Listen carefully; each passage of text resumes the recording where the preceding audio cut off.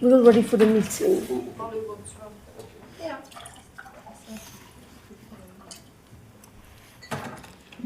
Good evening. Welcome to Crawley Borough Council's Planning Committee meeting. I'm Councillor Rana, Chair of the committee. There are no scheduled fire drills tonight. In the event of a fire alarm, please leave the building via the spiral staircase and the main reception door. Once outside, turn left onto Exchange Road. If you are unable to use the stairs, you will be guided to the evacuation lift. This meeting is being recorded, live streamed via the Council's YouTube channel. The comment function is not available. The Council is a data controller and will retain the data collected during the webcast in accordance with this data retention policy. Anyone seated in the public gallery should be aware that by entering the room, you are consenting to your image being captured by the automated camera system. Recordings will be used for webcasting or training purposes. The meeting agenda is available on the Council's website. Around these tables sit the committee members who will be taking decisions on the items. Officers of the Council are also in attendance, and I invite them to introduce themselves now, starting on my left. Good evening, I'm Jess Tamplin, Democratic Services Officer. Good evening, I'm Clem Smith, I'm the Head of Economy and Planning. Good evening, I'm Alex Sanders, Principal Planning Officer. Good evening, I'm Hamish Walk, Principal Planning Officer. Thank you. Item 1 is apologies for absence. Are there any apologies? We've received no apologies. Thank you, Jess. Item 2 is disclosure of interest. Item 3 is lobbying declarations. And item 4 is site visit declarations, which we will take together. I'll pass over to Jess. Thank you, Jess. Thank you. I'll be calling committee members' names one by one, so please declare any interests, lobbying or site visits in relation to any of the items. Councillor Adeney. I have not been lobbied. I have not visited any of the sites, and I've got no interest to declare in any of the items. Thank you. Thank you. Councillor Ashraf, please. Hi, haven't been lobbied, have no interest to declare, and haven't visited any of the sites. Thank you. Thank you. Councillor Bidwell. Good evening. I have no interest to declare, haven't been lobbied, and haven't visited any of the sites. Thank you. Councillor Charitan. Good evening. I have not been lobbied. I have no interest to declare. I have visited both sites. Thank you. Councillor Hart. Good evening. I have no interest to declare. I haven't been lobbied and I haven't visited the sites. Thank you. Councillor Jaggard. Good evening.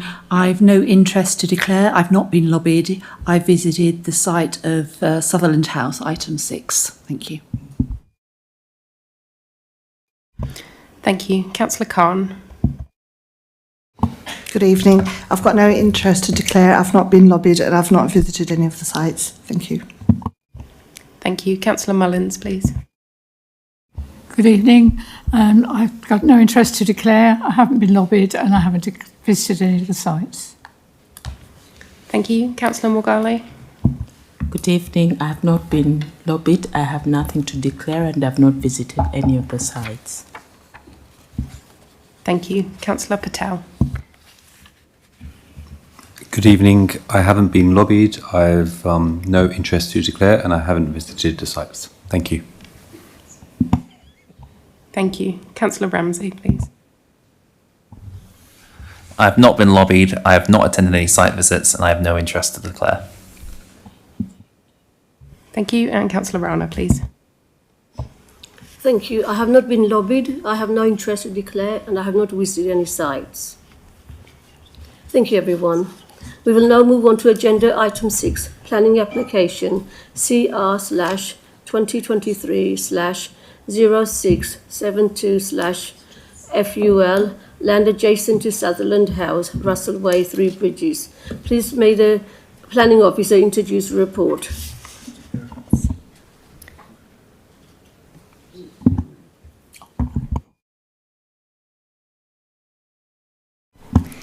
Thank you, Chair. I'm presenting land adjacent to Sutherland House, as just mentioned. I just want to flag a couple of alterations to conditions. Condition 12 and condition 13 are changing from pre-commencement to prior to any above ground works, and a new condition has been added in terms of material details and fenestration detailing. And I'll move on to the presentation.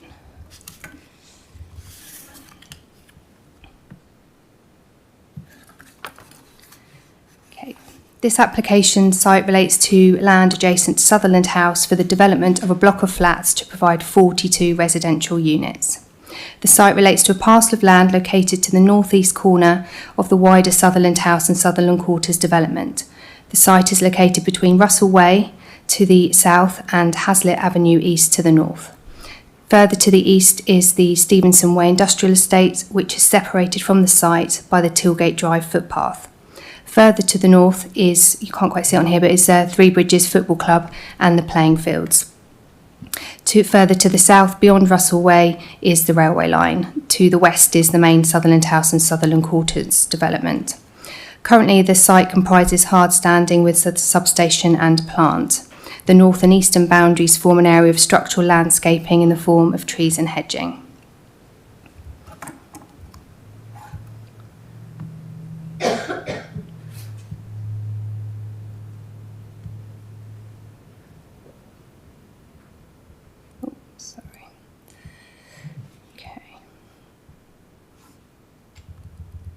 Sorry, we're testing a new presentation way, and the PDF isn't quite playing ball tonight. This is the block plan. It shows that the block of flats would be located to the northeastern corner of the site in a 7-storey building located over 6 floors. The access would be via a new vehicular access and pedestrian access from Hazlitt Avenue East. The parking would be located to the west of the site for 33 vehicles, which also includes accessible bays. The parking would be grasscrete, and it would be interspersed with some landscaping. Amendments were sought during the course of the application to reduce the amount of hard standing on the site and improve the external amenity for the residents. The building was also shifted 1.5 metres to the west to create more space around the building. The number of units were reduced from 44 to 42 as a result of incorporating the bike and the bin store within the actual building.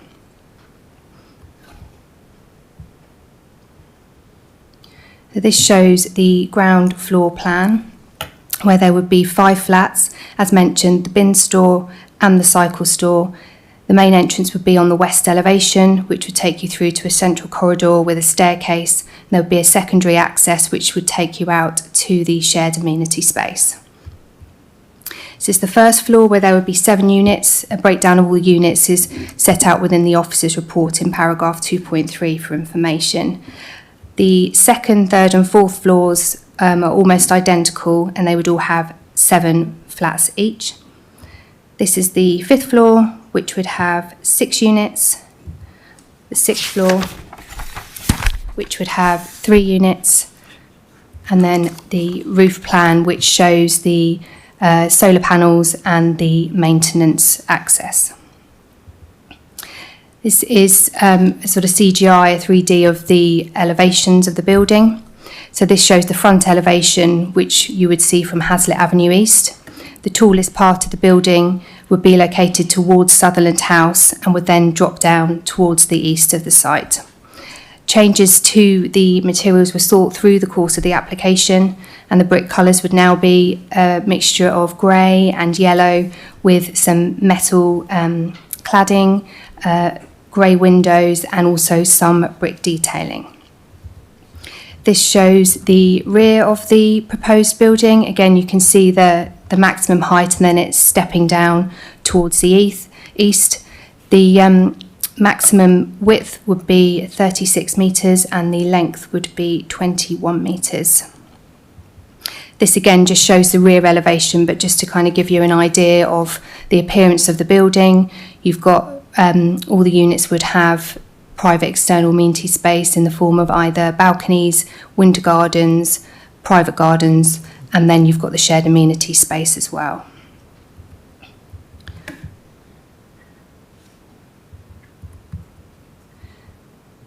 This just shows more of a bird's eye view to show the kind of massing of the building in the location. So turning to the photos, this is the approach from Russell Way. So this is the Sutherland Quarters, Sutherland House, over onto this side, and then this takes you through. So this is the plant and buildings that are to be demolished to make way for the development. This is a small little playground which is associated with the existing residential development on the adjacent site. This shows the application site within, so the buildings to come down. This is looking back towards the west, which shows the residential development, and then further beyond the office development. Again, this just shows the relationship with the existing building and the proposed. This is the end of that residential block, which I just mentioned, and this is where the parking would go. And this is looking back, so the structural landscaping in Hazlitt Avenue East runs along here. And then this is looking back from the roundabout. So this is the main Sutherland House building from Hazlitt Avenue East. This is the structural landscaping. The building would be sort of located over here. This just shows the view of Sutherland House through the existing structural landscaping. Again, this just shows the street scene view from Hazlitt Avenue East to give an idea of kind of what's there now and what you can see.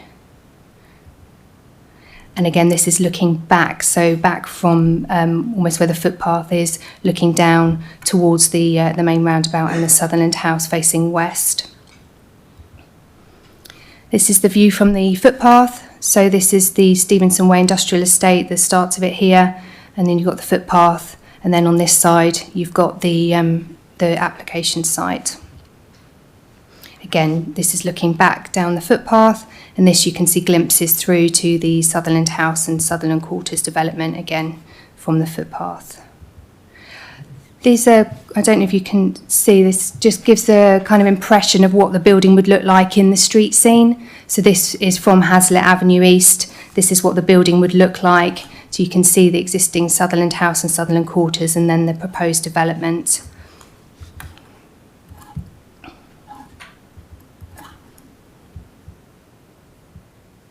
And then that's just a bit of a closer view as you approach the development site. So you can see the access, you can see the area of landscaping removed to make way for the development, and then the retention of the rest of the landscaping frontage.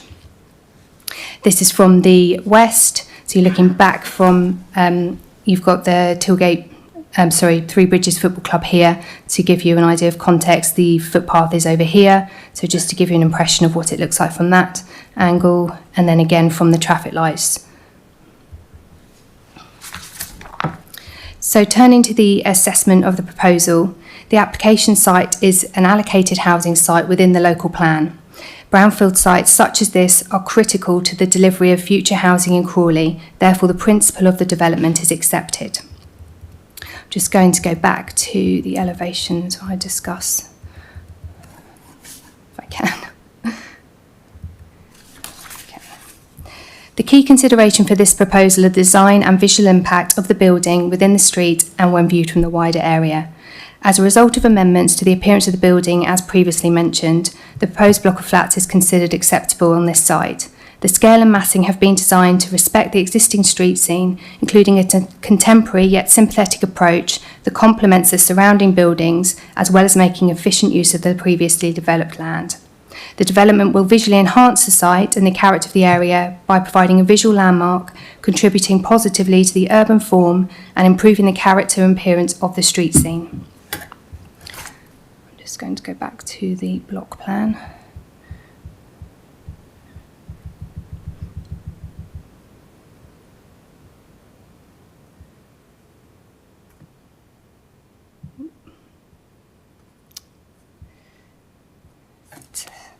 So in terms of the acceptability of the development for future occupants, all of the units would exceed the nationally described space standards. The proposal is acceptable in terms of daylight and sunlight, and the level of privacy and communal amenity space would be provided.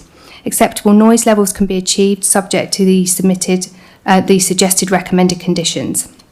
Officers consider that a good standard of accommodation for future occupants would be achieved. The proposal would meet the housing mix test and would be acceptable in this regard. In terms of the impact on residential amenity, the proposal is considered to be acceptable from an amenity perspective and would not result in a material loss of harm to residential amenity.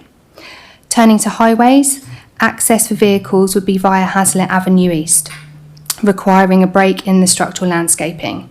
This access serves the flats, 33 parking spaces and 82 cycle spaces.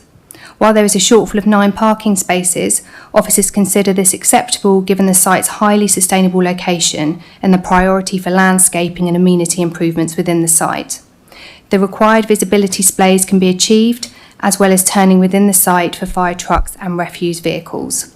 Initial concern about capacity and queuing on Hazlitt Avenue East were raised with the Highway Authority, but they confirmed no capacity issues and do not object to the proposal. Regarding landscaping, as previously mentioned, the proposal would require a break in the structural landscaping. Amendments have been sought through the application to mitigate some of the impacts in the form of additional planting on the road frontage and grasscrete to the parking spaces to help soften some of the impact. Whilst there would still be harm to the structural landscaping, the proposed mitigation and amendments to the scheme have helped to reduce some of the harm, and the wider benefits of the scheme, namely delivering much needed housing on an allocated site, would outweigh the harm in this instance. Subject to these suggested landscaping conditions, the proposal would be acceptable in this regard. The proposal would be acceptable in terms of ecology, biodiversity, sustainability, flood risk and drainage, contamination, aviation and air quality. Financial contributions are set out within the officer report for affordable housing, open space, tree planting, sustainable transport, public art and air quality. So in conclusion, officers consider that the proposal is acceptable. The site is allocated for housing within the local plan. Its scale, design and siting would enhance the surrounding built form, contributing positively to the character of the area and the street scene. The scheme respects the amenities of neighbouring occupiers with no significant adverse impacts identified. The proposal would also be acceptable in terms of the living environment of the occupiers of the new development. The proposal is acceptable in highways terms subject to the appropriate conditions. The development would not result in adverse impacts, as mentioned, in terms of the other considerations as set out within the officer report. As such, this application is recommended for approval subject to the recommended conditions. Thank you, Chair. Thank you, Alex, for your wonderful presentation. There is one speaker for this item. Please will David Mabb approach the speaker's table. You have 3 minutes to speak, sir.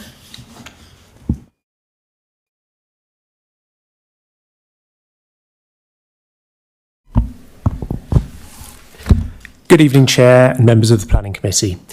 My name is David Mabb. I'm a partner at Montague Evans and I'm the planning agent for the application.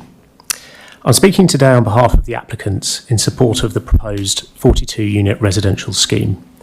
The scheme represents a well-considered response to both local and national priorities for housing delivery and will facilitate the delivery of one of your local plan's allocated sites.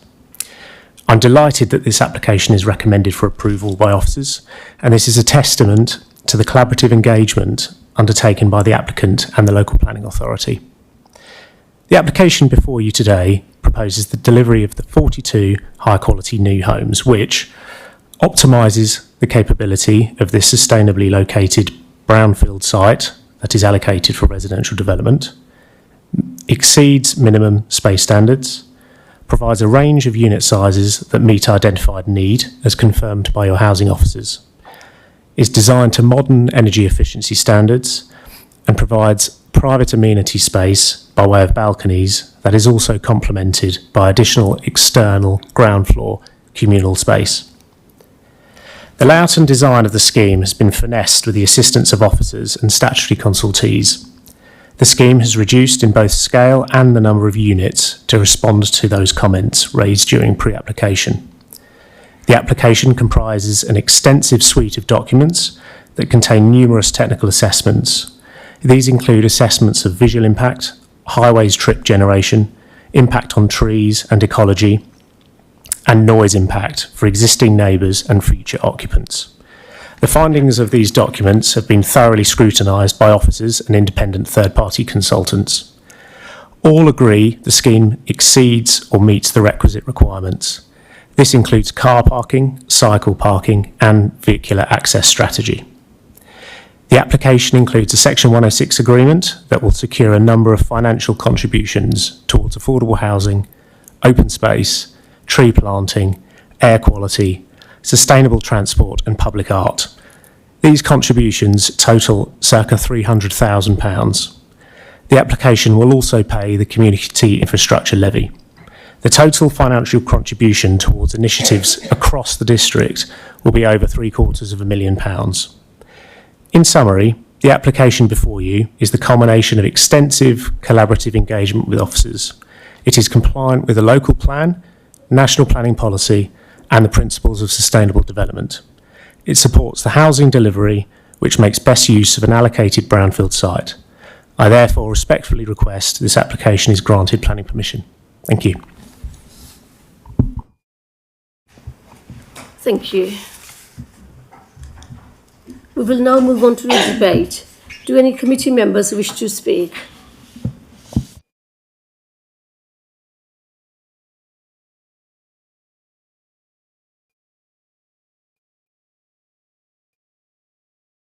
So may first of all, I think it was Julian first. Would you like to speak, Julian, please?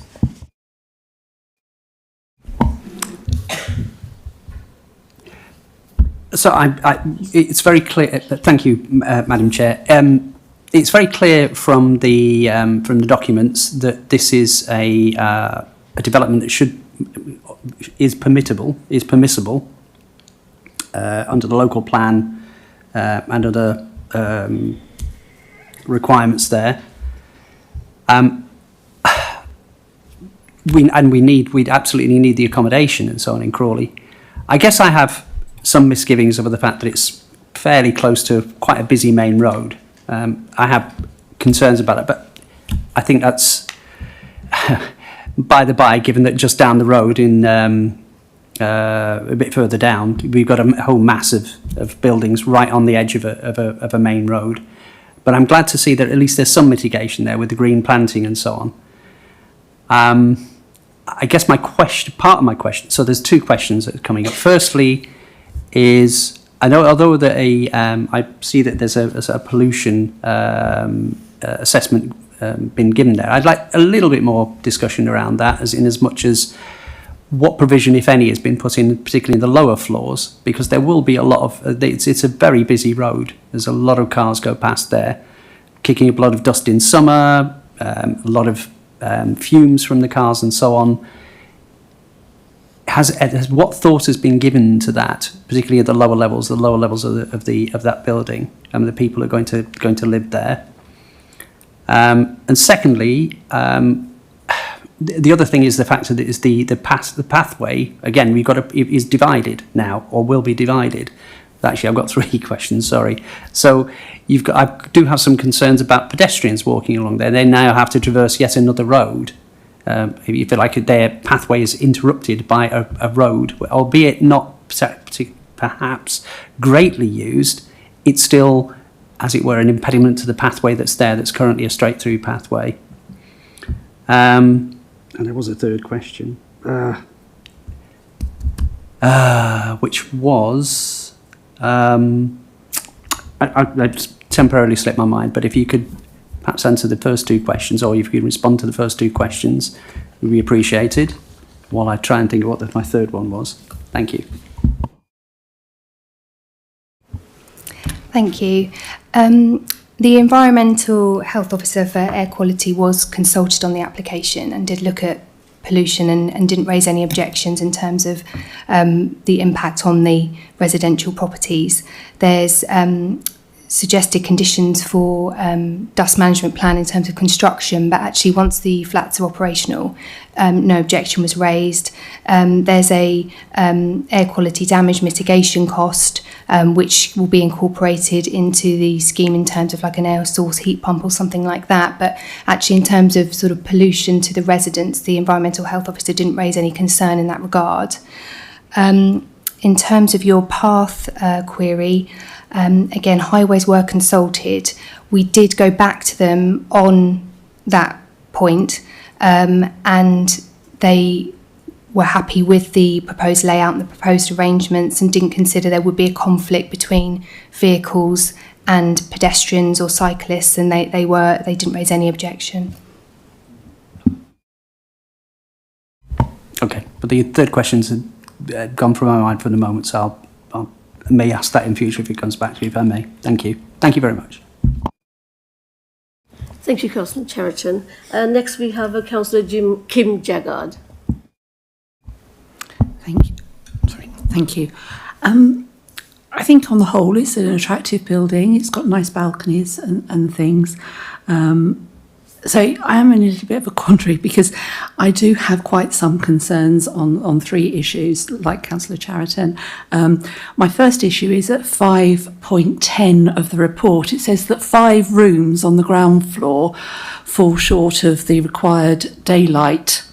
That's 5 in only the, I think you said it was 5 flats on the ground floor, so each of them has rooms which are not compliant with our daylight requirements, which is quite worrying. And it says the minimum requirement is only 1.5 hours of sunlight, so not to even meet 1.5 hours of sunlight is quite significant, I think.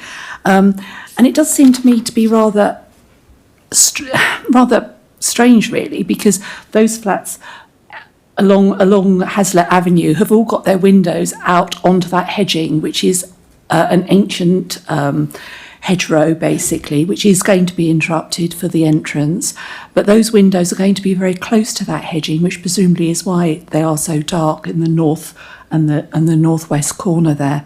And it does seem a little bit strange to me that the cycle store, the bike store and bin store is enormous, yet it's south-facing. So it's going to get all the nice sunlight and all the flats are not. So it does seem really bizarre to me that that's the case. So I would like to know more about the minimum requirements of daylight and why we don't think that's important enough for those residents, because I think it is quite important if you're getting less than 1.5 hours a day of sunlight. My second thing is about the vehicle access from Hazlitt Avenue, 5.26.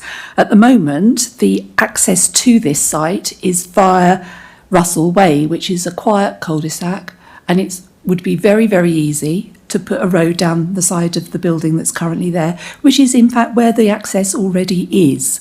So it does seem to me to be really bizarre to put in an access point onto Hazlitt Avenue. It is a busy road, and there's no denying that it's a very busy road. And if vehicles are waiting, they are blocking the traffic completely because the bus lane has got a raised curb and you can't sort of squeeze round any vehicles waiting to turn into this development, to turn across the oncoming traffic. And equally, if they're coming out, they're going to be it's going to be quite dangerous, I think, along there. You've got the traffic lights, which aren't shown on any of the plans, which are just a little bit further to the east of the entranceway there. And I know West Sussex have said, highways have said, oh, it's fine. But they haven't, I'm quite sure they haven't, considered that also the Three Bridges redevelopment that at some point will go ahead, presumably, is going to direct all the vehicles coming out of the station down towards the square about, past this new entrance, back round the square about, and going back exactly the way they've come back into Pound Hill. So vehicles coming out of the station, wanting to go to Pound Hill, Maidenbower, Crawley Down, Copthorne, and all those vehicles that are going to those places will have to go left out of the station, down past this entrance, round the square about and back again. And I really wonder whether that has been considered in their modelling for the highways, because I don't see how that is going to work when at the moment it's a road with very, very few, I'm not even sure there are any junctions that are not traffic light controlled. So that's that one. And then children's play area, I just wondered why there isn't. These are obviously family flats, and some of them are 3-bedroom, which is welcomed, because 3-bedroom dwellings, flats are good, and they're obviously designed and going to be popular with families. So I wonder why there's no playground.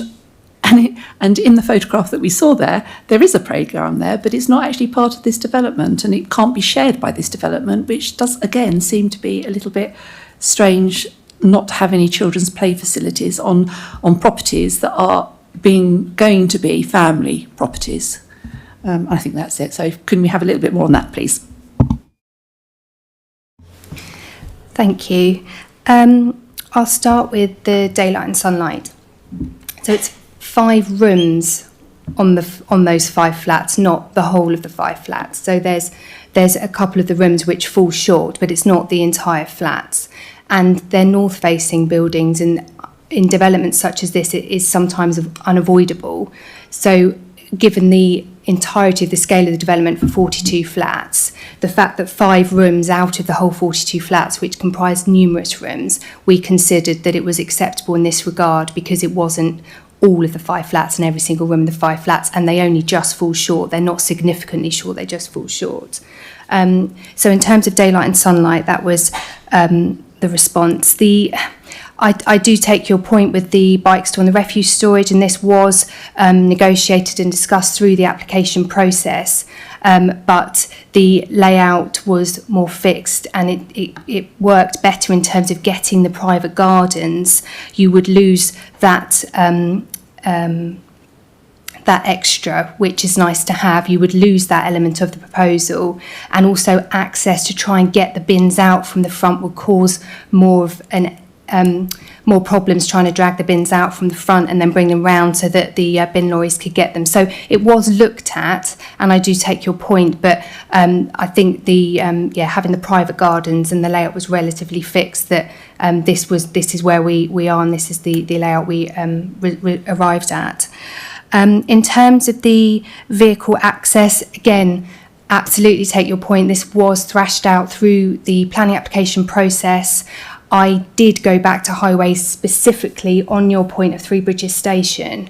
I did go back on that, and they still said that given the scale of the development and the number of vehicles that this development will generate, it isn't going to cause a capacity issue. It's not this development that will cause a problem, and they didn't raise objection in terms of highway safety. And they're the experts, and that's who we have to take their view on board, and to substantiate a reason for refusal would be very problematic when they're not objecting. But I do take your point, and as I said, I did raise it and I did go back to them on it.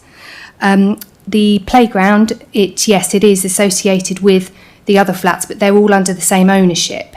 And we've also got, there is a condition in terms of boundary treatment, and I'm hoping through those negotiations that we can get a gate so the children can access that playground, because you're right, it's there, it's on site. It would be a shame if it wasn't utilised by the residents of this development. Thank you. Thank you, Councillor Jaggard. Next we have Councillor Ashraf, please. No? Sorry, Councillor Adenay, sorry. Oh, thank you very much. This is a road that I normally pass almost every day on my way to work and on my way back. There is a traffic light by the footpath. If you're coming from the footpath and you want to go across to the Three Bridges football club, there's a traffic light there. And between the traffic light and the Postmasters General, and I think this is where this building is going to be, it's not much of a distance. Now, in that plan, you put a vehicular access into the block of the proposed building. Now, this is a short distance between the traffic light for the footpath and the vehicular access. Now, if you don't have, that's the traffic light over there. Now, for that kind of size of building, we need a traffic light to be able to control the traffic coming from the site into the road, or else we're going to have a gridlock of cars trying to come out of that the proposed building, and it is too short a distance for any plan to have a traffic light into that building and the current one that is there. So I think there's going to be a problem of a gridlock of traffic of cars trying to come out of that site, either if they're coming out or they are going in. There's going to be traffic there, except we have a traffic light, but it is too short a distance between the current one and any possible one. So how do you intend to resolve this? Are you going to remove that traffic light, the current traffic light? Are you going to remove that and shift it forward, or what are you going to do? Because it's going to cause problem. That's the only thing I see there. There will be a gridlock of cars trying to come out of the proposed site. Thank you. Thank you. In terms of the vehicle movements, they are predicted to be low here, so 10 in the morning and 4 in the afternoon. And as I mentioned, highways were consulted on this proposal and they have raised no objection. They haven't made any suggestion in terms of the traffic lights. So we've based our recommendation on their response and on their required conditions. It will need, there will be highways works and they'll need a separate licence from highways to deal with the development. It may be further down, that process, they may deal with that then, but in terms of this application and the planning application, that wasn't a recommendation for this proposal to make it acceptable, and they didn't raise an issue in terms of capacity, so didn't consider that there would be a high volume of traffic movements as a result of this development. What about if each flat has a car? At least there could be at least 42 cars in that particular estate, and we always have a peak of period before school run, before school hours, and after school time, or when people are coming back from work. So there will be traffic there, and this is a road where if you pass there around 5 o'clock in the evening, there is a traffic on that road, and in the morning there's a terrible traffic from the Postmaster General to that particular place. Because when my daughter used to go to Hazelwick, I have to go round to avoid the traffic on that particular road. Now imagine if there is another estate there will be a massive traffic. So we need to find a way of controlling the traffic at peak times. 10 to 4 is okay, but peak time before the 10 to 4 and after, we need to work out how to control the traffic coming out from that place. Thank you. Yes, so as I mentioned, highways don't consider that there is going to be a huge capacity issue with this development. There's 33 parking spaces, so there's less spaces for the amount of flats in the first instance. And they have the TRIX modelling, which is the nationally recognised modelling for traffic movements. It says there's 10 across the AM peak period. And as I said, highways haven't objected. They have not said that there will be a capacity issue, which is why we haven't objected, because they're the experts in that field and we take our advice from them. I understand, you have local knowledge, but the Highway Authority have said, looking at all the data and all the information, there is capacity on the roads. There may, as I said, there may be, when they deal with the further highways works, there may be further discussions at that point, but in terms of this development and the capacity, they're comfortable with the volume of traffic that will be generated by this. Thank you, Alex, and thank you, Councillor Adeney. Next, we have Councillor Sue Mullins, please.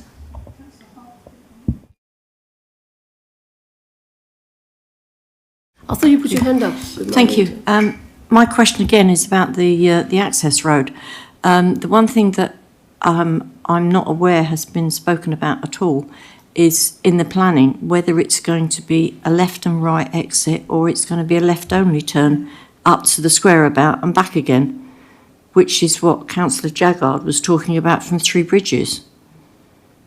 Is it going to be left and right turn out and in? Because there are concerns.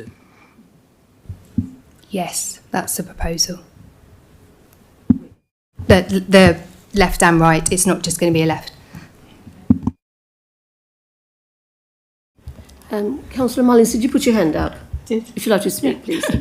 No, my first bit of my question was exactly what Councillor Hart just said. Had it been considered having just one way in and one way out as the solution to not a very big problem, but a problem could possibly be a problem?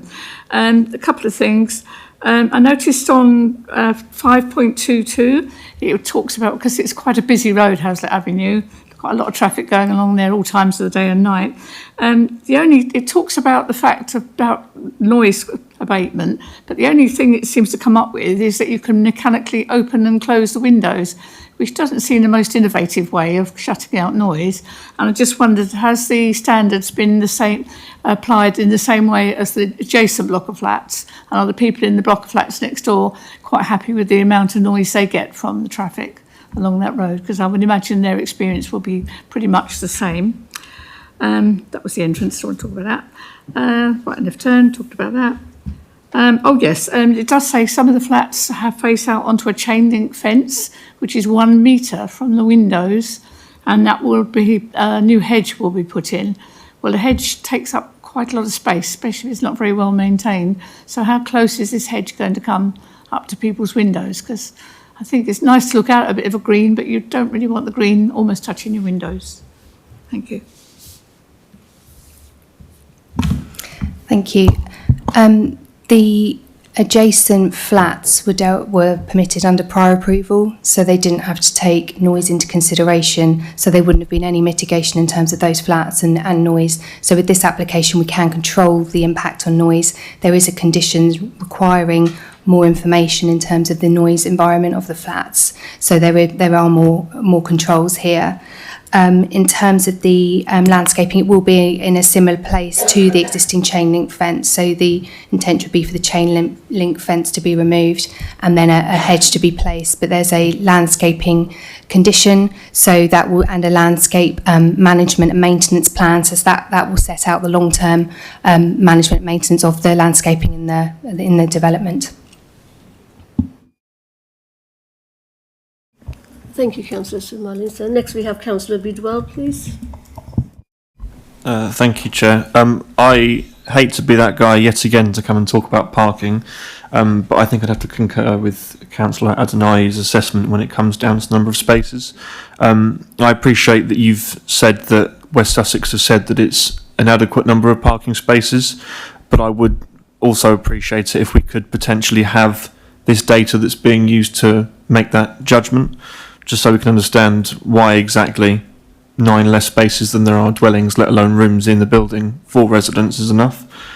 My question was going to be around, is this going to be permit parking? Just to again, understanding the location, I would hazard a guess that if it is not to be any kind of enforced parking regulations, we may be looking at a case where residents have nowhere to park and when they come home from the end of work at the day. Yeah, that's my only question on that, I would say. Thank you. So in terms of the parking spaces, during the course of the application, we negotiated less spaces. Originally there were more, but it was at the detriment to the wider scheme. The scheme was covered in a lot more hard standing. The shared amenity space was compromised and not really very usable. And then there was no sort of landscaping within the site. So given the hugely sustainable location within walking distance of both Three Bridges Station and Crawley Town Centre and Crawley Train Station, we consider that actually this is a site where you could take a lesser provision of parking spaces. So whilst it doesn't meet the standards, the specifics of the site in terms of the location and the wider benefits in terms of getting that better, more usable amenity space and helping to break up some of the parking spaces, as well as not impacting as much on the structural landscaping. So where it's a bit thin in places, we can then get a condition and bolster that up and get more planting there. So we felt that actually those benefits outweighed the slight loss of parking. So therefore that's how we ended up at 33. And there is also a condition in terms of the allocation of spaces. So they provide details in terms of how the specific parking spaces will be allocated to the residents. Okay, thank you for that. I think my only point to note there would be that, you know, the original proposition was that there would be 44 spaces, and I guess it's worth considering. They would have thought that would have been the right amount to have originally. But no, thank you for that. Thank you, Councillor Bidwell. Now we have Councillor Maureen McVarley. Thank you. Continuing with parking, at the 4 accessible bays, I assume would those be used as electric charging points as well, or would it be the 29? Some of the 29, if I've got my maths right. 33 minus 4 is good. Yeah. So yeah, just wondering. EV charging spaces are now dealt with via building control. They're no longer kind of planning. They have more stringent requirements now. So it will be covered by that legislation now, not planning. Yeah. So, sorry, it would be far more than the accessible spaces in terms of EV charging. It would be a greater provision than just the accessible spaces. Okay, so does that mean that there will be less parking spaces on top of with the 29? They'll have to have UV charging parking spaces. They wouldn't just be for EV. EV, sorry. Yeah, you'd be able to use them for normal spaces as well as EV, but that will be covered via the planning condition in terms of how the spaces are allocated. So we'll have more information on that once they've actually kind of finalised the parking layout and how it's going to be allocated. Because obviously if they're allocating specific spaces, they can't allocate those which are EV or otherwise. So yes, that will be dealt with as part of the condition. Okay. I didn't get it. Thank you, Maureen. Councillor Chariton, please. Second bite of the cherry. I didn't remember my third question, but what I did want to take up is this issue of the left and right turns into the thing. I know you've consulted, obviously this is a West Sussex Highways thing, and they're always terribly amenable and the roads are always terribly fine and there's no problem with it and so on. I would maybe like to beg to differ on the left and right turn in particular. That is a fast road. A lot of people trundle down that road there, and it's not like further up the road where it's slow traffic, they're just coming off the traffic lights and so on. Yes, we do have the traffic lights up there, but in general, when those traffic lights are not on red, you've got cars moving down there fairly quickly. My concern is a right turning car out of there potentially presents an accident waiting to happen, is a potential accident. I know there's not huge numbers of cars come out of there, but it only takes the one. It doesn't look appropriate. I have misgivings about it, and I was wondering whether you can give some thought to making it perhaps a left-only turn. Some sort of barrier or something down the middle. It wouldn't have to take a huge amount of work, just something there to indicate a left turn only. I think there is a safety issue there, and that's why I don't want to let it go, because when we've discussed it, West Sussex Highway says it's all fine and dandy. I wonder if it's just worth revisiting that. Thank you. As mentioned, I did raise it, but Highways didn't suggest it. There's development further down with lots more parking spaces with the same. Is it the same setup? Yeah, there's no traffic lights on Commonwealth Drive to the east. More houses, a bigger development that doesn't cause issues. The Highway Authority have not... If I can interrupt you there, but it does have traffic light control into Commonwealth Drive at one point. It does. Yeah. And it's also directional for those people that obey the signs. Yeah. All I can reiterate is that I did raise it. Highways did not consider that this development generated enough vehicle movements to cause a highway safety issue that would be severe enough to warrant a reason for refusal. They just didn't. They were very comfortable with the development. It wasn't even a kind of back and forth, and they were kind of on balance. They absolutely said that the scale of the development didn't require it, didn't raise highway safety issues, and that's what we have to base our recommendation on, because they're the experts, and they haven't raised it as a concern. Until we get the first accident, of course. But okay, I hear what you're saying. I think it's you've tried your best. I think we maybe should note somewhere here that we do have concerns. Thank you, Councillor Cheriton. Do any other members have any concerns or any questions? Thank you. We will now move on to the vote. The recommendation is to permit. As the Chair, I will move the recommendation. May I ask the Vice Chair to second, please? I second the recommendation. Thank you. Please can I have a show of hands for all those for?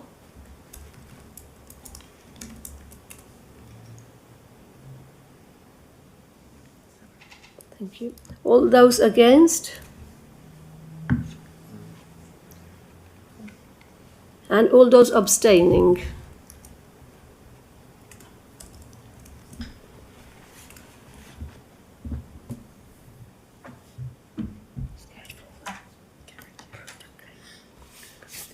Application CR/2023/0672/FUL has been permitted. Agenda item 7 is planning application CR/2025/0203/FUL Holy Trinity Church of England School, Buckswood Drive, Gossops Green. Please can the planning officer introduce the report? Thank you, Chair. Firstly, as with the last item, there are some changes to the recommendation in terms of conditions. There's a number of these, but the issues covered are very limited. Hopefully you can see the red lettering up there, which highlights the changes. As I said, there's a number of conditions, but the main change relates to allowing the construction of the temporary construction vehicular access, which I'll come on to explain, to take place ahead of other developments. So the conditions as worded in the report, a number of them were conditioned as pre-commencement conditions. We've added a kind of exception. So for instance, in condition 3, it would allow the temporary construction vehicular access to be created ahead of the construction environmental management plan being agreed. If I just, sorry, that moved quicker than I thought. A similar change on question 4, which is the dust management plan. So again, it would be in place ahead of the main development, but would allow the temporary vehicular access to be created. Condition 10, because this is a phased development, the applicant has asked that the phasing apply to the surface water drainage system. So again, there are some changes, just a couple of changes there in red to divide that between the phases of the development. Condition 11 previously said prior to the first occupation of the development, details of the management and maintenance of the sustainable drainage scheme should be submitted and agreed. That's now been changed to final occupation, again related to the phased nature of the development. Archaeology is similar, again it's been changed to be phased, and that has been agreed with our archaeological consultant. And then the final few have changed from prior to the commencement of development to prior to any above ground development, and they're related to issues where the initial kind of laying of foundations is not going to seriously impact the issues that the condition or the matter that the conditions deal with. And then finally, for the final two, we're back to the temporary vehicular access condition. So if you've got any questions on those, I can answer them, but although there's a number of changes, they're related to relatively minor and hopefully fairly clear points. So turning to the presentation on the scheme, The site contains Holy Trinity School. It is located off. You've got off Buckswood Drive, but the access is actually taken. So you've got the site here. You probably can't very clearly see the red line. The access is taken from Woburn Road, which runs off Buckswood Drive. You've got Horsham Road running here to the east of the site, and you've got Bubush Drive running to the south. So currently, vehicular and pedestrian access is from Woburn Road, and there is a smaller pedestrian access from Burbeach close to the south. You can see the location of the site. The main school buildings are located towards the eastern end of the site, and then you've got playing field areas, smaller areas to the south, and then a larger playing field area to the west. And as you'll see later, there are a substantial number of trees around the site. As with most schools, it is located within a residential area, so you've got housing on all four sides of the school site.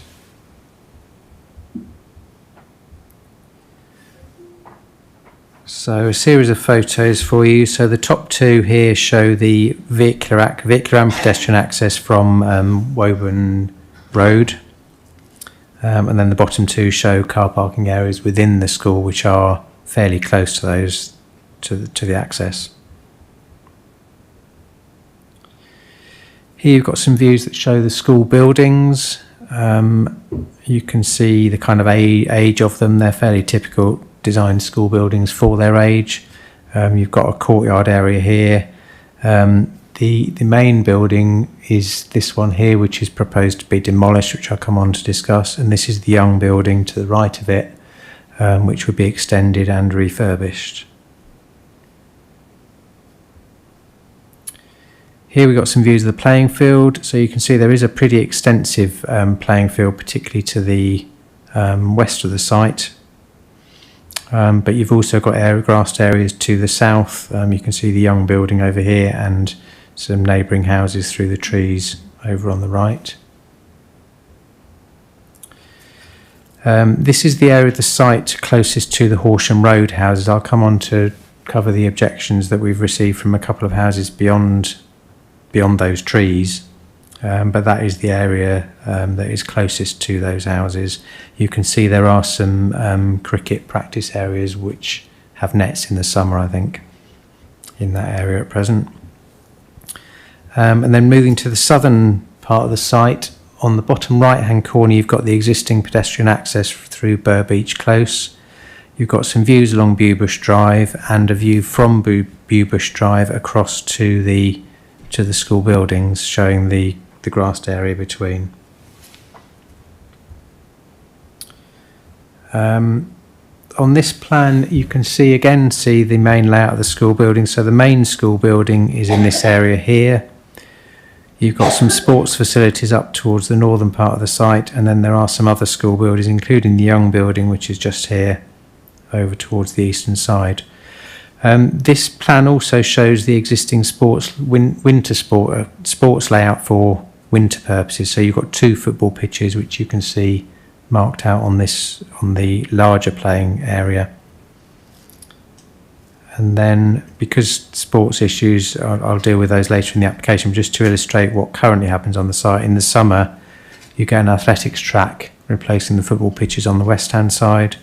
You've got the cricket practice nets over here, and you've got rounders pitch provision, which are these pentagon sort of shapes around this area, so including this area, which is the proposed site of part of the development. So moving to the scheme itself, the sports area, the sports pitches to the west would be unaffected. The sports facility, sports hall to the north would also be unaffected. The main changes are coloured here. So the blue, almost L-shaped building here is the main new building that is proposed. And then this is the young building that would be extended and refurbished. The new building would be 3 stories in the 2 parts that are coloured blue. would have a total of 8,925 square metres, and it would obviously would provide teaching spaces, offices, new SEND provision, dining and assembly halls, learning resource centre and the sixth form centre. You can see a break in the blue there, and that is where there would be a link bridge. You'd be able to walk under it at ground level, but there would be 2 floors above it that would link the 2 main school buildings. And in total, the highest part, there'd be 3 stories, and the highest part would be up to 13 metres high. The layout of the site would change. So you can see here where the main school building is, and the new kind of L-shaped building would be down here. And the reason for that is because this is going to be a phased development, and the school will remain operational whilst construction took place. So the new building would be built, and the existing school building in here would only be demolished once the new building was open and operational. What you can see is that it therefore creates a large courtyard, landscaped courtyard area at the centre of the school, which I'll come on to discuss. Sports provision will also be enhanced. You can see in black up here, you would get 5 multi-use games areas on the northern part of the site. And there are also proposals to improve the sports pitches to the west are at a lower level, and they get very waterlogged in winter and are unusable for large parts of the year. So the proposal is to improve the drainage in this area so that it can be used for more substantial parts of the year. And the other thing to note here, so there's currently a pedestrian access from Burr Beach close here. That would be closed.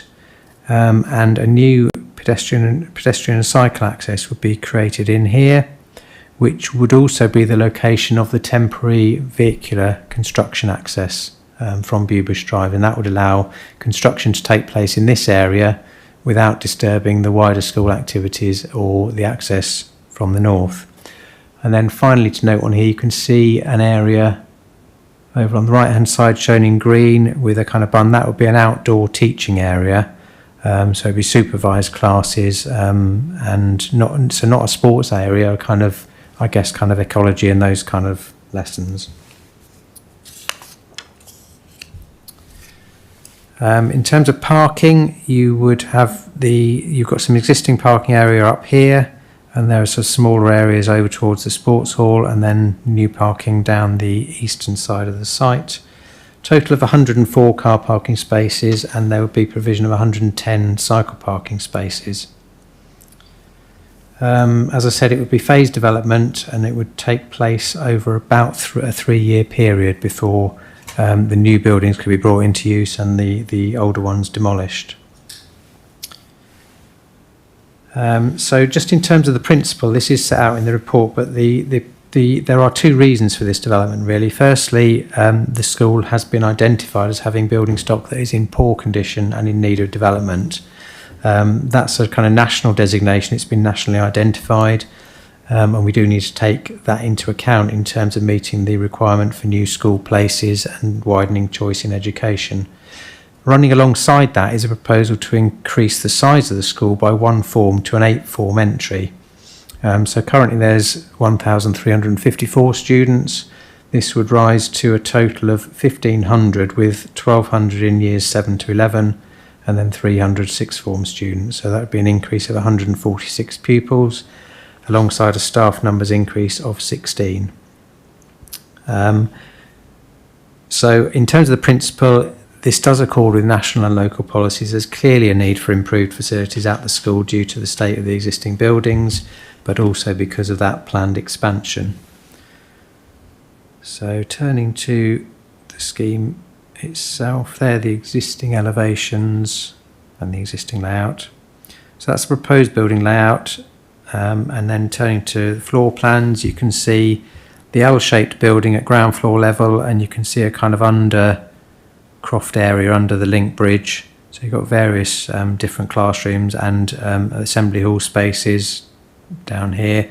The new entrance from the school from Bubush Drive will be here, leading into a reception area. So that will be largely glazed. So that's the ground floor plan. And then at the upper floor, you can see the link bridge kicks in and links the two buildings on first floor level, and you've got a series of classrooms. And similarly, at second floor level, again, you've got the link bridge and the corridor through. And that's the roof plan. You can see there's a lot of solar panels proposed to go on the roof. And turning to the elevations, obviously this is quite a large building, and as with, I guess, most school buildings of this type, you've got a kind of fairly regular fenestration layout. You do get a change in design at the bridge. The building is primarily brick, but with some recessed brickwork, and obviously the windows to break up and create some interest. There's also the projection of the assembly hall at on the southern part of the site. You can see that there. So various things to kind of break the building up a bit, including the bridge. And the young building would use materials to match that existing building. So you can see other elevations. You can see in section form the bridge there with the space under it. And new glazed entrance there with the projecting assembly hall to the left. That's a closer up elevation. Sorry, that's the young building. So the young building will be extended, but in brickwork to match. I think that's the extension at that end. So it's not a huge extension to that building. Here you can see the difference in the play areas. So you've got the western sports pitches that would be, or play area, grass area that would be retained. This is the area that would be lost to the new buildings, you can see here. And you'd get a green space at this end, but it wouldn't be the cricket net areas. The sports pitches instead, or the sports facilities, you can see the sports hall there, but you've got the existing multi-use games area there. That area is enlarged with 5 multi-use games areas. I think some of the current provision is pretty poorly surfaced, so these would all be better surfaced and capable of more intensive use.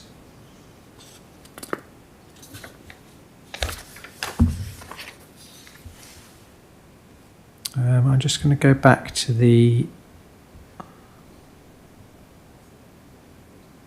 that plan will do it. So that shows the tree and landscape planting. So you've got new planting to the south and over to the east of the site. You've got new tree planting. You can see the small green circles within the new landscaped courtyard. So I think in landscaping terms, this is a very good scheme. In terms of relationship to neighbouring properties, you have got the closest houses are those in the Horsham Road area to the east of the site, and then in Burbeach close to the south. Now, although the new building would move closer to the Burbeach close houses, the nearest distance would still be 60 metres from that nearest house up to the nearest part of the building. So clearly well in excess of the kind of normal distances we would expect between 3-storey buildings. The Horsham Road houses over here are clearly much further away from the new buildings. They're about 110 metres away from the end of the rear garden to the new buildings. In terms of other changes, the pedestrian access from Burbeach Close would be closed, and the new access further along and further away from the houses would be open down here. I think that would be a benefit to those residents, because I would imagine at the start and end of the school day there's probably quite a lot of noise and disturbance through Burbeach Close as pupils leave in that direction. You've got the new parking area that would be the closest thing to some of the Horsham Road and that area's residents. I think in terms of parking, it's probably worth saying this is a school, so this is not going to be constant movements through the day. Most of the parking would be teachers arriving at the start of the school day and leaving at the end of the school day. Probably little movement in between. there would be community use of the proposed new sports facilities, but anyone using those, say in the evenings, would be likely to use the parking areas at the northern part of the site because they would be the ones closest to the sports facilities. We have had 2 objections, as you will have seen in the report, from residents of the houses to the east, some of whose gardens back onto the site or are very close to the site. Now there's significant, as you saw from the photos, so there's significant tree screening all around the school site, and I think most of the adjoining houses would have only limited views into the school. Clearly this is a long established school, and whilst I'm sure it does create at times some disturbance to residents, the proposed increase in numbers is very limited, and I think it would be difficult to argue that that's likely to cause significant additional disturbance. The area that's closest, which is this part here, is an outdoor learning area. It's not likely to be very intensively used and would be used under supervision, so it's for educational purposes rather than an area of the school that pupils can just use freely. So I think in terms of amenity, we're satisfied that there would be very limited additional impact on adjoining residents. In terms of traffic movements, the school already operates staggered start times to try to alleviate traffic movements. But the report in paragraph 5.41 sets out the proposed changes or proposed additional trips, which are very limited. I mean, in terms of private car trips, you've got an additional 48 car movements compared to the existing 544 in the morning peak hour. There will also be a travel plan which we would hope would reduce those private car trips, and there is it's clear from the report, there's a significant number of pupils and staff who walk to the school rather than using cars. Another concern raised by residents was about access or potentially increased use of the Horsham Road roundabout by pupils trying to get across Horsham Road to access the school site. This has been specifically raised with West Sussex Highways about whether there should be improved crossing facilities put in place there. Their response is that the proposal would not materially increase the number of pupils crossing at that point.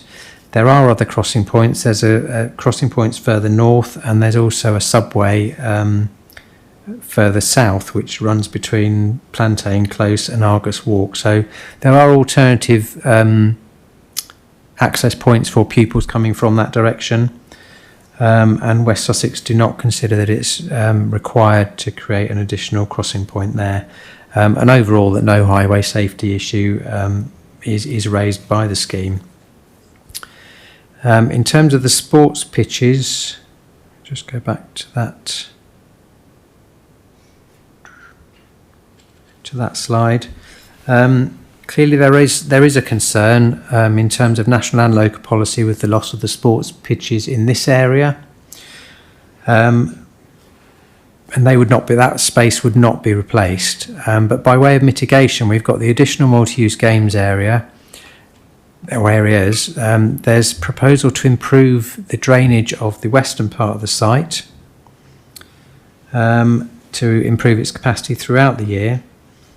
Also, Sport England are seeking a management and maintenance scheme to manage and look after the sports facilities, and also a community use agreement to ensure that the playing fields and the multi-use games areas and all the ancillary facilities could be used by members of the wider community during the evenings, at weekends, or generally outside school hours. So on the basis of those series of improvements, Sport England are satisfied that it meets their criteria and is satisfactory in sports terms. I've shown you some of the new tree planting. In terms of the ecology and tree planting, they're looking at 60 new trees, some hedgerows and wildflower areas, along with green roofs and rain gardens. Now the rain gardens will deal with some of the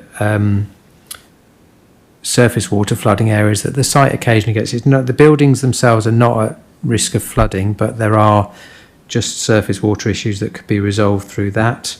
But the wider site would drain through sud systems into the stream to the north. There'll be a BNG, biodiversity net gain improvement of 12.9% in habitat units and 475% in hedgerow units. And there would also be seed and green roofs on some of the buildings. So in terms of biodiversity and landscaping, I have to say I think this is a very good scheme. In sustainability terms, it also scores very highly. The proposal is to use a ground source heat pump to service the school. That does need some further investigation. So as it says in the report, if that proves not viable or either in financial terms or in terms of how it would work, air source heat pumps provide an alternative. As you saw from the roof plan, there are significant numbers of PV panels proposed, and the sustainability water requirements would also be met.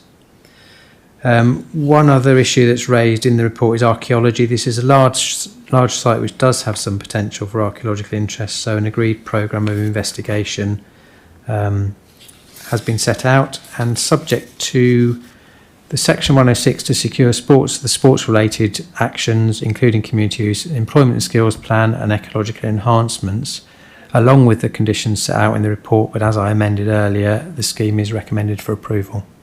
Thank you. Thank you, Hamish, for your report, for your presentation.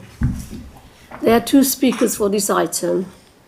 Would Mustafa Kader approach the speakers' table? You have 3 minutes to speak, sir.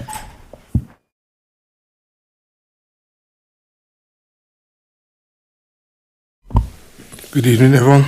My name is Mustafa Kader. I'm one of the residents on Horsham Road, Bonavista. I'd like to go through my notes quickly. And so, in relation to the report, PSS 506, the document reflects comments around Bonavista and what we can see and what we can't see. Item 5.29 states that there is significant tree screening along this part of the school boundary, and it would be unlikely that the residents of the property along Horsham Road would be able to gain any significant view into the school site.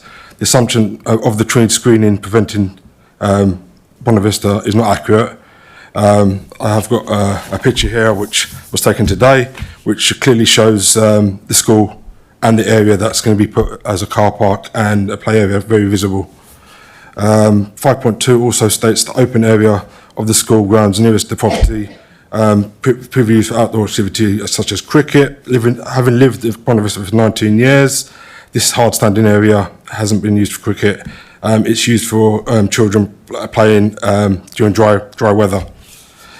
The existing boundary tree screening would act as a visual barrier to the outdoor learning area, and sound elements from the space will be supervised teaching area. Again, same as above, the current screening isn't adequate, and I don't think the plans allow for any tree plantage in the area. Item 5.3, for the sports facilities, it would be unlikely that people would use their cars parking spaces north area of the site. So in reference to this, again, the comment that was made earlier in regards to the school only being used 9 to 5, which is incorrect, because the school is actually used at weekends for football and other sporting activities where people use their cars, and the spaces on the other side are not adequate. So the new spaces will be used and have a detrimental effect on myself and neighbours hearing noise, etc. In regards to staggered times, again, it's not as accurate. So the majority of students do go in at the same time and leave at the same time. I believe a small percentage of students go earlier, but the majority of students leave and go to school at the same time. Therefore, majority will be going out the new entrance and leaving through the new entrance, increasing the traffic on that side of the plan and Horsham Road.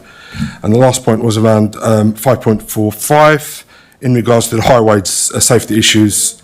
I find this extremely disappointing. I think everyone here has got duty of care, and the planners and the highways to look at the area. It's a dual carriage rate of 40 miles an hour. So as stated, the majority of the children will be coming out that area now because of that new school entrance. Currently, there's no barriers or anything. I've witnessed 2 accidents living there in 19 years, and I think this is an opportunity to make that area safer.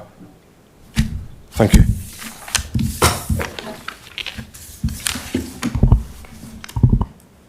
Now will Ellen Moore please approach the speakers table? You also have 3 minutes to speak. Thank you. Thank you, Chair. My name's Ellen Moore. I'm the planning agent for the application. I'm here this evening to speak on behalf of Bouygues, the applicant, the school, and most importantly, the young people and the families that the school currently serves. I'm accompanied tonight by the school's executive head teacher, Reverend Chrissy Millard, and Hayley Porter-Aslett, the business manager for the school, who have inputted into this and firmly support the proposals. I'll firstly touch on the points that we've just heard raised. Very quickly, the existing car park is managed. We do have some activity from pupils there. The new car park will be shut outside of hours to prevent any use. And as your officers have said, the use is limited for teachers and staff. We've got considerable screening from existing trees, which obviously is better in summer months when there's more trees on those. When there's more leaves on those trees, and there is a considerable distance between the existing houses and the new buildings. With respect to the outdoor teaching zone, that will have new planting, and we do have a landscaping condition to secure further details of that alongside a maintenance plan. Turning to the school's a vibrant, multi-faith, multicultural school with about just over 1,300 students. 93% of those students are from Crawley and about 80% live within 2 kilometres of the school. The majority of those live to the south of the school. This is a community with real and well-evidenced need. More than half of the school students live in communities with 30% most deprived nationally, and a further third are coming from areas within the 40% most deprived. A third of students are eligible for free school meals, and the school supports a significant number of students with SEND needs. These are not abstract statistics, they reflect the students that use this school day to day. The current school building is no longer fit for purpose. It's well beyond its useful life. It's increasingly expensive to maintain and has some safety issues, and it fundamentally limits what the school can offer to its current student population. The school's worked hard with the diocese and the DFE to secure funding for these proposals that are in front of you tonight, to replace a no longer viable building with a safe modern learning environment for all future students. This development is an investment in the local community, in the children who already live here and the families who rely on this school, and whose futures are shaped by the quality of the environment that they can provide. This modern, well-designed school building will transform learning and improve the outcomes for these students who already face disadvantage. In short, this proposal is about fairness, dignity and sustainability. It's about ensuring that children growing up in this community are educated in buildings which are fit for their future. We welcome officers' support for this application and Sport England's support for this application, and respectfully request that the committee support the recommendation so that the school can continue to serve this community, not just today, but for the generations to come. Many thanks. Thank you, Ms Moore. I don't object to the application. I'm all for the school. It needs changing. I've got 3 kids to go currently, and I've got 1 going in the summer. And there's some conditions of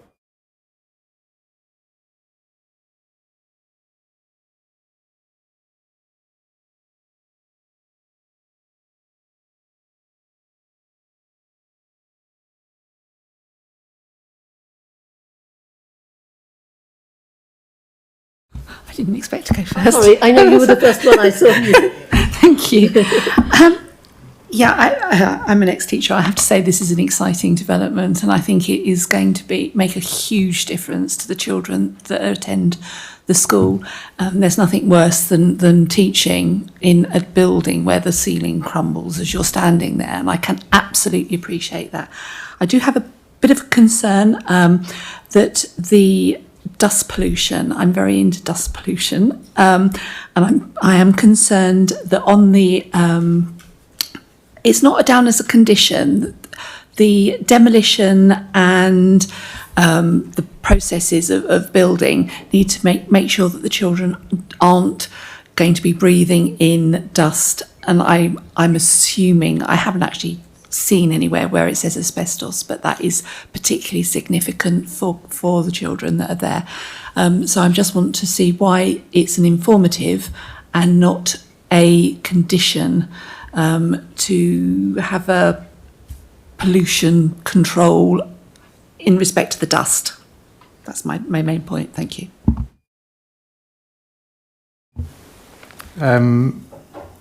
The condition 4 requires a dust management plan, so dust will be dealt with because that is a planning issue. The informative 4 relates to the Control of Pollution Act, and that is environmental health legislation. It's not planning legislation, so that's not for us to control because environmental health will control that through whatever process a Section 61 application is. I don't know what that is, but that is, we can't duplicate other legislation in planning, so there are other controls in place and that's what will be used. There may well be asbestos in the building, but there is legislation in place to deal with its removal, and therefore that's not something that we should be dealing with. But the dust management plan will deal with general construction dust blowing up and whatever blowing across the site, and obviously in this case we'll need to take account of the fact that it's a school that is remaining operational whilst something is being built alongside it and will need to be properly screened, I guess. Thank you. I just, very concerned about the children's I health understand the and concern, but there's a limit to what we can do. I appreciate that. Thank you. Thank you, Councillor Jagger. Now it's Councillor Sue Mullins. Thank you very much. First of all, I'd like to say I welcome this development. I think it's fantastic. Several of our other secondary schools in Crawley have already been redeveloped, and schools need to change, move on, move with the times, and serve their pupils as their pupils develop and change as well. But I've got a couple of things I want to talk about. First of all, the safety aspect. As usual, West Sussex have said there's no problem at all. West Sussex always say that. I don't think I've ever heard West Sussex say anything else. But I do know there's already a problem about dropping off and picking up at Buckswood Drive.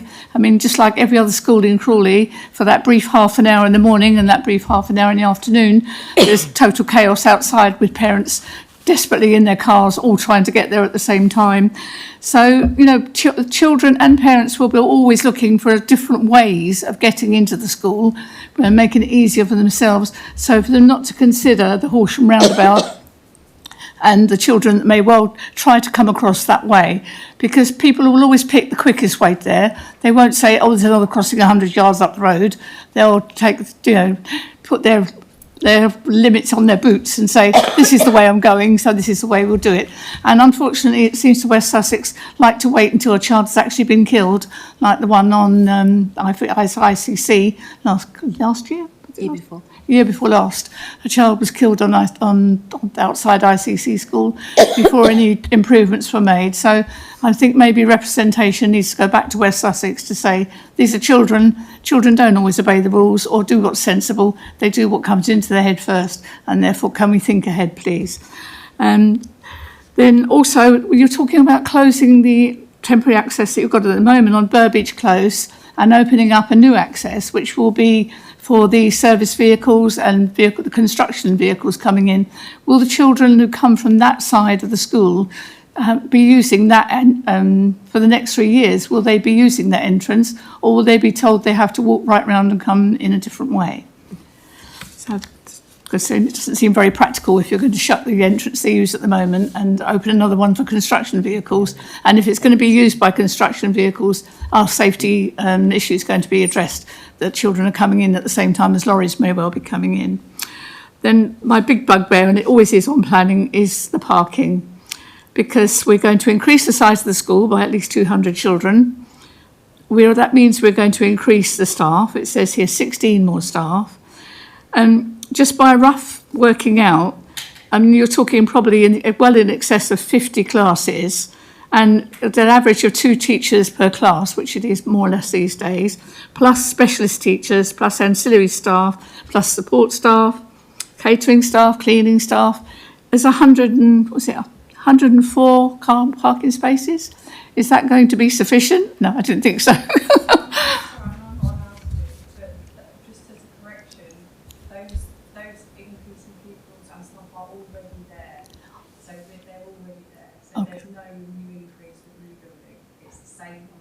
Same numbers will be going in. The last increase is happening this September, 3 years before. That's it. That's it. Oh, thank you for that.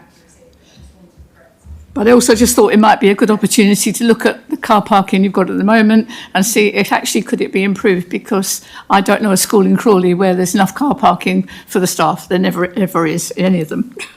Also, being there's going to be 3 floors if you count the ground floor now, disabled access, is there going to be a lot of children these days in mainstream school? You have children that perhaps would not have attended a mainstream school in the past, who have walking difficulties, who maybe need a lift or other ways of getting in and out with wheelchairs, etc. So I presume that there's been ample provision made so that there's access in all areas, if you see what I mean. And that's it really, that's me, done.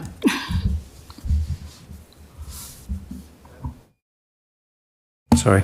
Having zoomed in on the plan, just to answer your last question first, yes, there is a lift shown at the staircase here. Without scrolling around, there may be other lifts within the building, but certainly access will be possible to all floors for all pupils. Just to go back to your other points.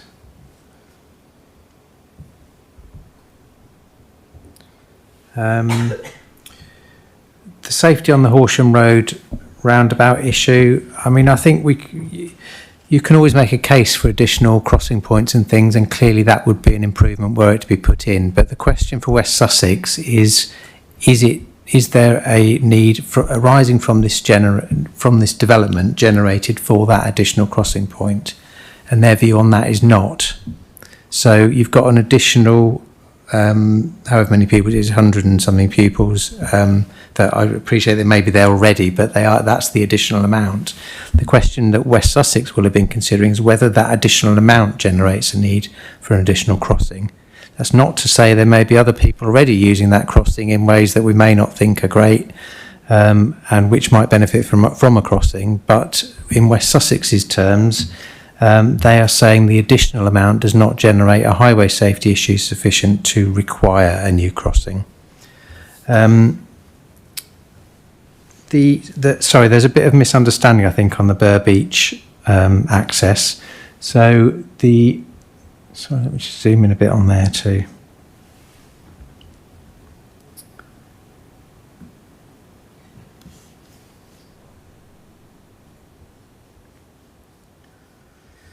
So the current Burr Beach pedestrian entrance, Burr Beach Close pedestrian entrance, is just here, with a gate in the boundary there. So that's where pupils can currently come into the school site.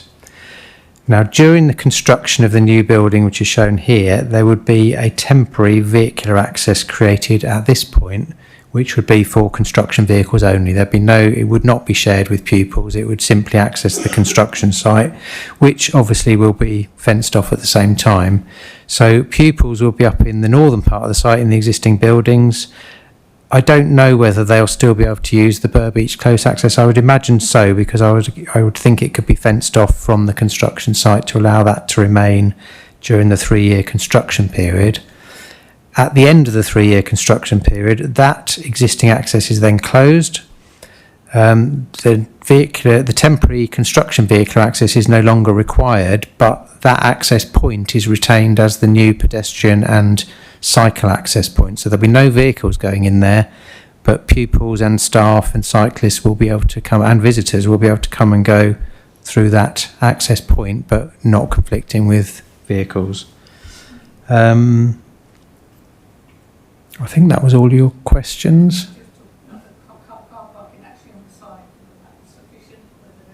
Yes, sorry, yes. So as the report says, I've now lost the paragraph where it says it.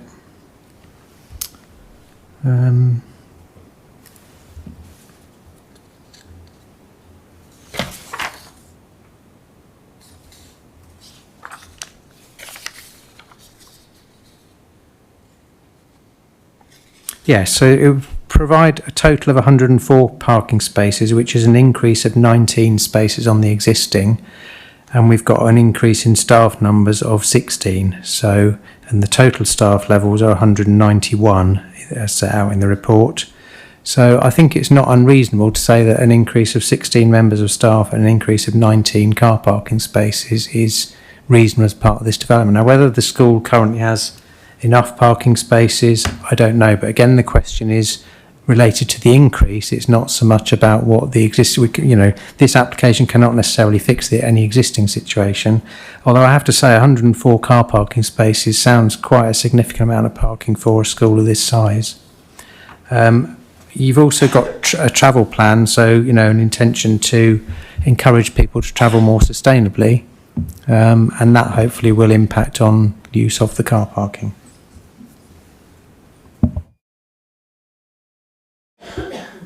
Thank you, Councillor Mullins. Councillor Hart, did you put your hand up?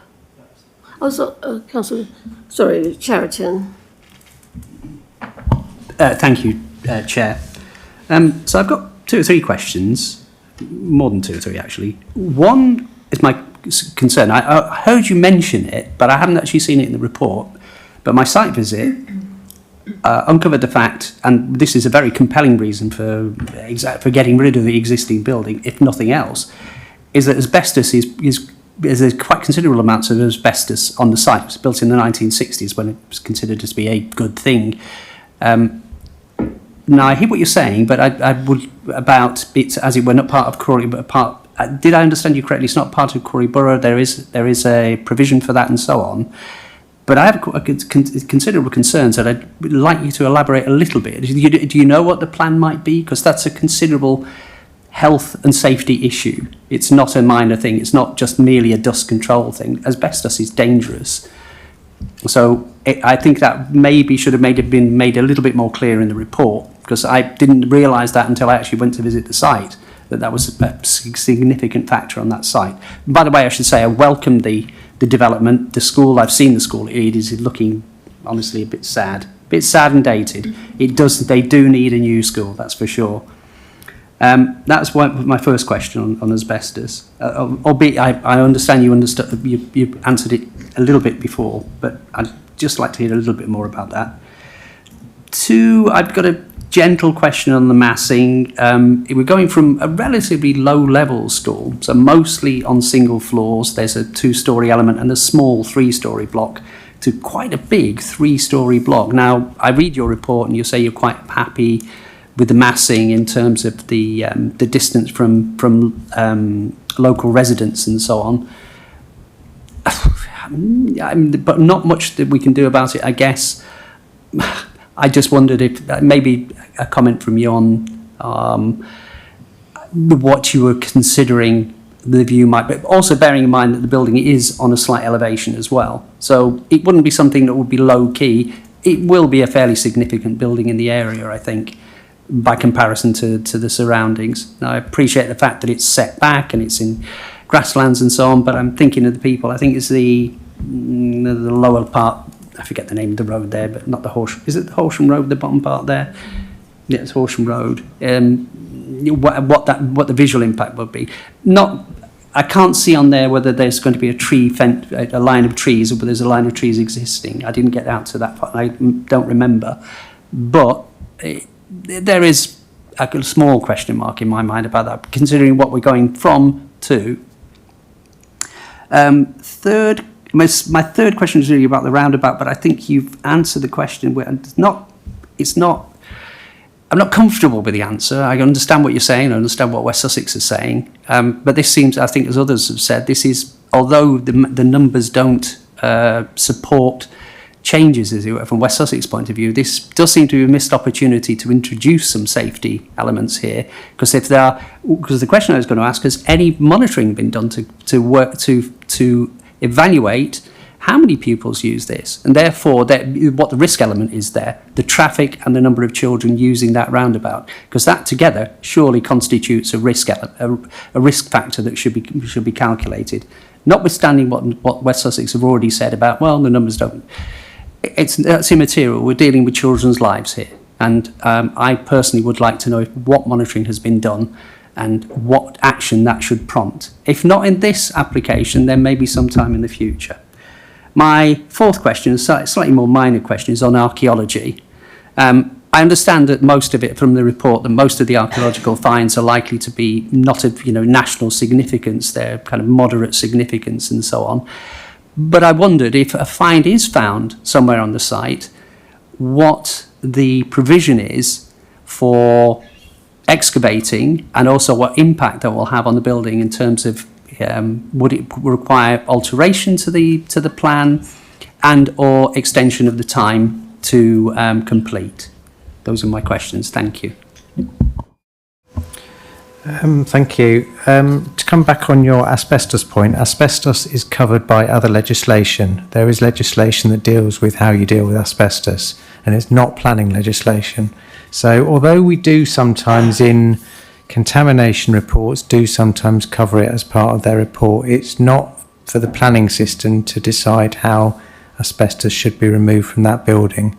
It will be covered, it will be dealt with by other legislation, and there will be other people enforcing that rather than the planning authority. Okay, I just wanted to be sure that there was some stringent means of dealing with that, because obviously you I can't see assume that it's from the stringent, planning. but it's certainly not planning legislation, so there's not, I don't think we can deal with it tonight. Okay, all right. In terms of massing, you talk about the three-storey block. Obviously, yes, it is a three-storey block, and it will be perhaps more visible, certainly from the Bewbush Drive area to the south. It will be more visible from this point. There is tree screening along here. Personally, I think it's a good idea for a school building to be prominent and visible. It's a key local facility. It should be clearly visible to the surrounding community. I have to say, within this site, I mean, it's a very spacious school site, and the buildings are not going up anywhere near the site boundaries. They're about 40. The three-storey building would be about 40 metres from the site boundary. Yes, it would be more visible from the south, but personally, I would argue that's a good thing. I think it's a reasonably well-designed building, and I think schools should be visible because of the role they play in the wider community. There is, as I said, there is tree planting. There's tree planting around all the boundaries, including along the Bewbush Drive frontage, some of which I think are highway trees, as well as planting within the school site itself. I don't really know what more I can say on the roundabout issue. Yes, there could be improvements there in future. I mean, through the new local plan, we are now collecting sustainable transport contributions, and it could be that the council decides that it wants to spend those on creating safer crossing points for schools, and that could be one of the options. But I can only reiterate that if West Sussex Highways don't think there's a highway safety issue arising for the development, then as planners we're in a very difficult position to try and argue and push that point further. The question was, I mean, the West Sussex, as with the previous application, we have been back to them and we have asked particular questions because of the consultation responses we received on this application, but they have come back and said they do not think there is a highway safety issue or a justification for a new crossing. There could be a highway safety issue if pupils choose to run across Horsham Road at any point, whether it be the roundabout or any other non kind of pedestrian crossing points. But West Sussex do not consider that this development generates a highway safety issue. And in terms of archaeology, yes, it is possible, I suppose, that something could be found that is important, and that I think would almost certainly would delay the development. Possibly might involve some redesign. Generally, in terms of archaeology, things these days are not generally excavated. They are left in situ, so it would probably be more likely they'd need to redesign the building to sit above something that had been found below ground. But I guess it depends what is found, if anything. And at that point, there'll need to be an assessment of just how important it is and what needs to be done about it. Thank you, Hamish, and thank you, Councillor. Chariton. I hope all your answers were all satisfactory answers. So next we have Councillor Dipesh Patel. Thank you. Sorry, you asked whether they were satisfactory. We're clearly not the West Sussex one.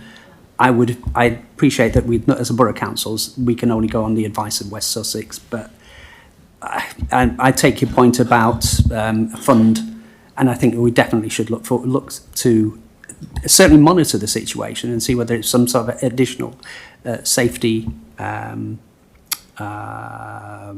related changes could be made in the future. I think because there clearly is local concern. Thank you. Thank you, Councillor Deepesh Patel. No, thank you for waiting.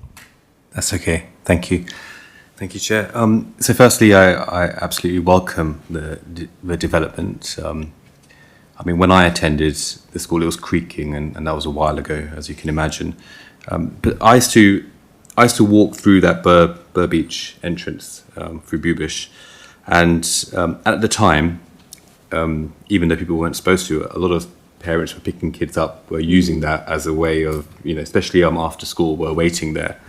Now the entrance that's going to be on Bubush Drive, is there any concern that parents will just stop on the road and wait for children, and or is there any provision against that now?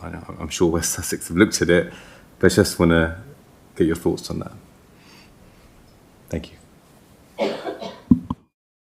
I'm not aware of any particular provision being made. I guess if parents choose to stop there, I don't know whether there's parking controls along that road, whether it's double yellow lines or anything. I suspect not.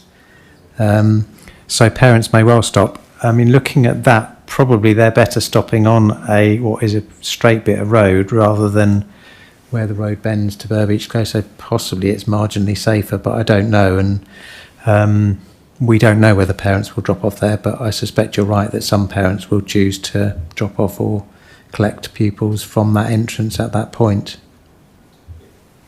It's just because it's obviously a main road, Bubush Drive, and if parents are stopping, I mean, it's more not the dropping off, it's more the picking up when they're waiting there. It's just going to cause, I've seen it in other areas, in other schools where people are just waiting and it's sort of creating a lot of traffic and people swerving around cars. I mean, it's probably another thing to sort of keep under review, and if there becomes a clear issue there in future, once that access is created, that controls are put in place at that point that can then be enforced and stop any sort of, awkward or difficult parking along that road.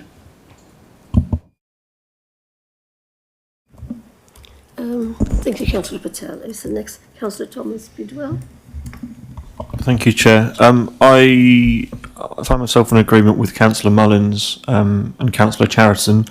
I don't want to keep banging on about the roundabout, but I kind of want to take a different perspective on it. Can I ask what justification was actually provided and if this data was provided to us?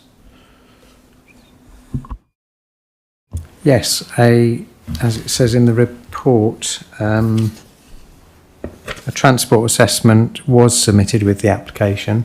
That has been assessed by West Sussex County Council as the Highway Authority, and they provided the comments to us. So they're the ones who would assess that very lengthy and technical document.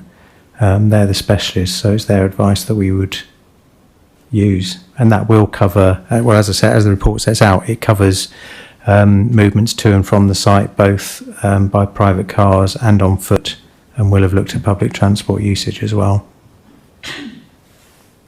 Does that answer your question? It does, yeah. I was going to kind of follow up, and it's kind of maybe a separate issue, not necessarily in relation to this application alone, but I feel like it's the second time tonight where the justification has kind of been trust me from West Sussex County Council, and I kind of like a bit more from them, I think, in future and from applications if possible. Okay, thank you. We can relay that message. Thank you. Do any other councillors wish to speak? Any questions, queries? I mean, I also like to add something. I mean, I really do welcome this development. I think it's very good because Crawley is developing at a very high speed. But I do agree with Councillor Patel, though, his comment that because Bubush Drive is a very busy area. I used to live near there, and sometimes I still go there sometimes. And having access on Bubush Drive, parents, they will definitely park their cars on the main road, and there is camera as well, cameras along that road, and when lots of people have been speeding there, they've been caught out with the cameras. So I think that's going to be a tricky part, but otherwise it's definitely a very good development. So we will now move on to the vote. The recommendation is to permit. As the Chair, I will move the recommendation. May I ask the Vice Chair to second, please? I second the recommendation. Thank you. Please can I have a show of hands for all those for?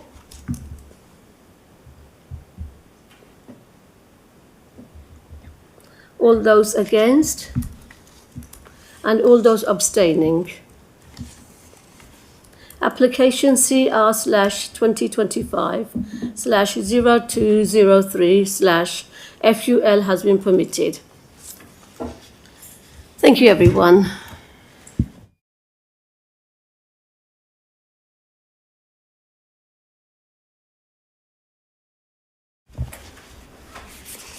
So agenda item 8 is a quarterly update on the planning appeal decisions. Are there any questions or comments on this report?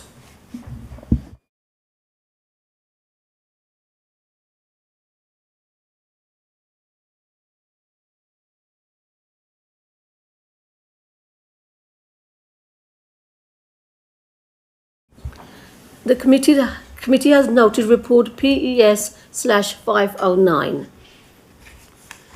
There's no supplemental agenda, so there's no more business for the committee. But can I ask committee members to stay seated for discussion after recording is turned off?